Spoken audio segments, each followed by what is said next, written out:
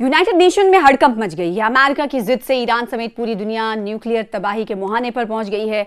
Iran में संभावित nuclear हमले को लेकर यूएन डिप्लोमेट के इस्तीफे और अमेरिकी उपराष्ट्रपति जेडी वेंस के दावों ने दुनिया भर की चिंता बढ़ा दी है। एक तरफ जेडी वेंस ईरान को खतरा बताने और न्यूक्लियर हमले का दावा कर रहे हैं, तो वहीं एक्सपर्ट्स ने उन दावों को झूठा करार दे दिया है। आइए समझते हैं कि अमेरिकी झूठ का खेल क्या है। दुनिया शायद इतिहास की सबसे खतरनाक मुहाने पर खड़ी है। ईरान में न्यूक्लियर हथियारों के संभावित इस्तेमाल को लेकर यूनाइटेड नेशंस यानी यूएन में एक डिप्लोमेट का इस्तीफा सामने आया है। अमेरिकी वाइस प्रेसिडेंट के धमाकेदार दावे सामने आए हैं और ग्राउंड जीरो की जमीनी जंग सब मिलकर एक तस्वीर खींच रहे हैं जो सीधे इंसानियत को चुनौती देती है। डॉक्टर मोहम्मद सफा ने यूएन में अपनी चुप्पी तोड़ते हुए बताया कि ईरान में न्यूक्लियर हथियारों के इस्तेमाल की गुपचुप तैयारी हो रही है और उसे रोकने की कोशिश करने पर धमकियां दी गई। वहीं जेडी वेंस के दावे ने दुनिया में एटमी आतंक की दहशत को और बढ़ा दिया है। इतिहास गवाह है कि जंग कोई खेल नहीं है। हिरोशिमा, नागासाकी, चेरनोबिल जैसी तबाहियों ने दिखाया है कि रेडिएशन सरहद नहीं पहचानता। आज तेल, ताकत और परमाणु हथियारों के इस टकराव ने दुनिया को एक ऐसे मोड़ पर ला खड़ा किया है जहां से लौटने का कोई आसान रास्ता नहीं दिखता। संभावित न्यूक्लियर हमले को लेकर यूएन सदस्य ने इस्तीफा दिया है, ये भी आपसे कुछ देर पहले हमने आपको बताया। यूनाइटेड नेशंस में एक डिप्लोमेट ने अपने ओहदे से इस्तीफा देते हुए ईरान में न्यूक्लियर वेपन के संभावित इस्तेमाल से जुड़े हालात की तैयारी करने का इल्जाम लगाया है। सोशल मीडिया प्लेटफॉर्म एक्स पर अपनी पोस्ट में उन्होंने लिखा है कि यूएन में ईरान में न्यूक्लियर हथियारों के संभावित इस्तेमाल से जुड़े एक मामले की गुपचुप तैयारी हो रही है। यूएन के कुछ सीनियर अफसर एक ताकतवर लॉबी के इशारे पर काम कर रहे हैं। यूएन में इस सच को सामने लाने की कोशिश करने पर धमकियां दी गई और दबाव बनाया गया, लेकिन अपनी ज़मीर की आवाज़ सुनी और इस्तीफा देने का मैंने फैसला किया। इस पोस्ट में उन्होंने एक लेटर भी शेयर किया है और कहा है कि काफ़ी सोचने समझने के बाद इस्तीफा देने का फैसला लिया। मोहम्मद सफा ने एक एक्स पर पोस्ट के जरिए अपने इस्तीफे का ऐलान किया है। मोहम्मद सफा यूनाइटेड नेशंस में पैट्रियाटिक विजन के चीफ रिप्रेजेंटेटिव के तौर पर काम कर रहे हैं। पैट्रियाटिक विजन एक इंटरनेशनल ऑर्गेनाइजेशन है।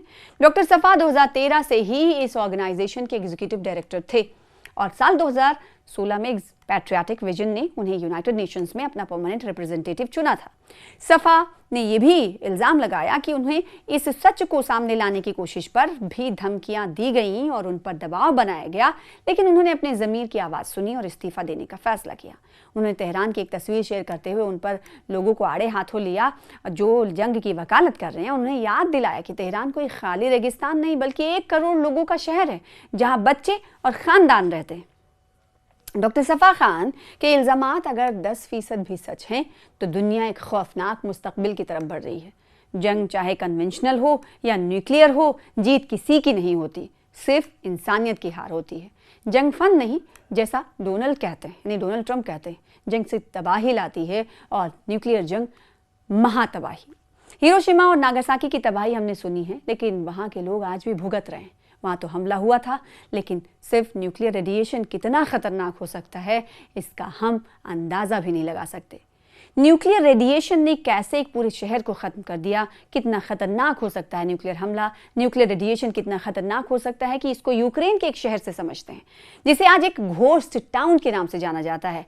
26 अप्रैल 1986 को यूक्रेन, जो उस वक्त सोवियत यूनियन यानी यूएसएसआर का हिस्सा था, वहाँ के चेरनोबिल न्यूक्लियर पावर प्लांट में इतिहास का सबसे भयानक परमाणु हादसा हुआ था। चेरनोबिल के न्यूक्लियर प्लांट में एक सेफ्टी टेस्ट किया जा रहा था। इस टेस्ट के दौरान ऑपरेटर्स ने कुछ सुरक्षा उपायों को नजरअंदाज कर दिया, जिसकी वजह से रिएक्टर के अंदर पावर अचानक बेकाबू होकर बढ़ गया। इससे एक जबरदस्त धमाका हुआ जिसने रिएक्टर की 1000 टन वजनी छत को उड़ा दिया। धमाके के साथ ही भारी तादाद में रेडियो एक्टिव किरणें और जहरीली गैस आसमान में फैल गई। ये रेडिएशन बेहद खतरनाक और जानलेवा था। ये जहरीले बादल सिर्फ यूक्रेन ही नहीं बल्कि पड़ोसी मुल्क बेलारूस और रूस, यहाँ तक कि यूरोपीय देशों जैसे स्वीडन और ब्रिटेन तक फैल गए थे। धमाके और रेडिएशन की वजह से उसी वक्त दर्जनों लोग, खासकर प्लांट में काम करने वाले और आग बुझाने वाले फायर फाइटर्स की मौत हो गई। आने वाले सालों में हजारों लोग कैंसर और दूसरी खतरनाक बीमारियों का शिकार हुए। आज भी उस इलाके में बच्चों में थायराइड और कैंसर की पैदाइशी बीमारियां हो रही हैं। वहाँ के जंगल लाल हो गए हैं, सूख गए हैं और जानवर मर चुके हैं। सरकार ने पहले 36 घंटे तक इस खबर को छुपा लिया। प्लांट के पास ही पिरपियात नाम का एक खूबसूरत शहर था जहां प्लांट के कर्मचारी रहते थे। हादसे के 36 घंटे बाद पूरे शहर को आनन फानन में खाली करा दिया गया। आज भी वो शहर एक घोस्ट टाउन की तरह वीरान पड़ा है, क्योंकि वहां रेडिएशन का लेवल अभी भी इंसानों के रहने के लिए बहुत ज्यादा खतरनाक है। उस तबाह हुए रिएक्टर को एक बड़ी स्टील और कंक्रीट के ढांचे से ढका गया है ताकि रेडिएशन बाहर ना निकल सके। जेडी वेंस ईरान को खतरा साबित करने में जुटे हुए हैं।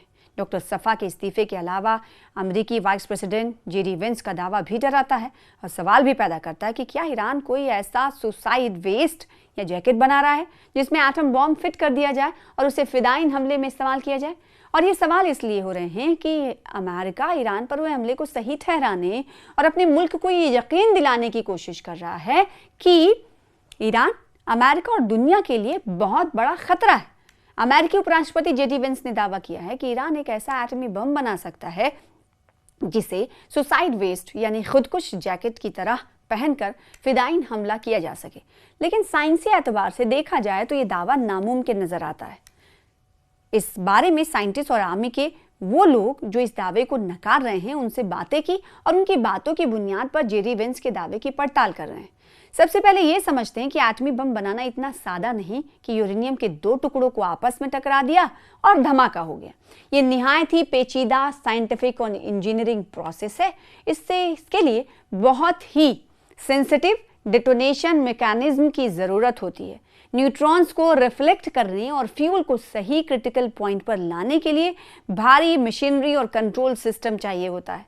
इन सब चीजों को एक जैकेट या वेस्ट में फिट करना मुमकिन नहीं है। अगर कोई ऐसी जैकेट बनाने की भी कोशिश करे तो दो बड़े खतरे होंगे। सबसे पहला खतरा कि रेडिएशन का, और इतने इनरिच्ड यूरेनियम से इतना रेडिएशन निकलेगा कि पहनने वाला शख्स अपने टारगेट तक पहुंचने से पहले ही मर जाएगा। और दूसरा खतरा है कि एक्सीडेंटल धमाके का। ऐसे असुरक्षित डिवाइस के साथ चलने पर रास्ते में ही किसी भी वक्त धमाका होने का खतरा रहेगा। अब सवाल उठता है कि क्या छोटा न्यूक्लियर हथियार बनाना मुमकिन है? ये सच है कि छोटे एटमी हथियार बनाए जा सकते हैं और बनाए भी गए हैं। 80 की दहाई में अमेरिका ने स्पेशल एटॉमिक डेमोलेशन इम्यूनिएशन प्रोजेक्ट के तहत W34 नाम की एक डिवाइस बनाई थी। इसका वजन तकरीबन 26 किलो था और इसे एक सूटकेस में रखा जा सकता था। ये एक प्लूटोनियम बेस्ड टाइम बम था जिसे कहीं रखकर दूर जाना होता था। ये हिरोशिमा की तरह पूरा शहर तबाह नहीं करता, बल्कि किसी पुल या इमारत को उड़ाने की सलाहियत रखता था। लेकिन इसे भी जैकेट की तरह पहनना मुमकिन नहीं था। जेडी वेंस के दावे में कितनी हकीकत है, ये सवाल बहुत दिलचस्प है कि क्या ईरान छोटा एटम बम बना सकता है या नहीं। इसी जवाब में जेडी वेंस के झूठ का जवाब छुपा हुआ है। छोटा एटम बम बनाने में ईरान की दो बड़ी मुश्किलें हैं। पहला ये कि ईरान के पास प्लूटोनियम नहीं है, वो सिर्फ यूरेनियम पर काम कर रहा है। यूरेनियम से इतना छोटा बम बनाना प्लूटोनियम के मुकाबले कहीं ज्यादा मुश्किल है। दूसरा, एनरिचमेंट का स्तर। दावों के मुताबिक ईरान अभी सिर्फ 65% यानी 65% तक ही यूरेनियम को एनरिच कर पाया है, जो एटमी हथियार के लिए काफी नहीं है। मतलब ईरान इस वक्त इस हालत में नहीं है कि वो छोटा या बड़ा कोई भी न्यूक्लियर बम बनाने की सलाहियत रखता है। तो जेडी वेंस के बयान को थोड़ा और अगर समझेंगे तो कहा यह जा सकता है कि ईरान इस वक्त उस कैफियत में नहीं है कि यह छोटा या बड़ा परमाणु बम वो बना सके। जेडी वेंस का यह दावा कि ईरान न्यूक्लियर बम का इस्तेमाल करके फिदाइन हमला कर सकता है, साइंस के नजरिए से सही नहीं है।